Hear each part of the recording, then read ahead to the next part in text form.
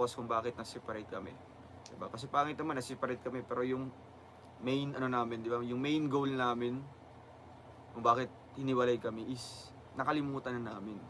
Diba?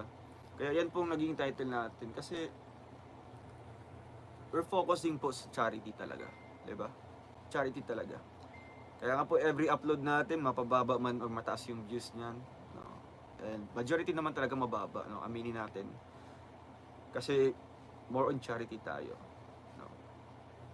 Hindi ako nagmamatter doon if ever yung beneficiary na yun is ayoko niyan kasi mababa yung views niyan pag iba-vlog ko. Diba?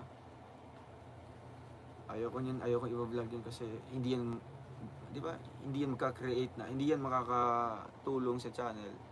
Diba? Ang sa akin po talaga, yung goal ko, yung advocacy ko, diba? Pagtulong. Kaya kahit natulungan na yan, diba? Kahit nabalikan ko na po yan, hanggat kaya ko pa, hanggat meron pa akong resources dito na isusupport sa kanya,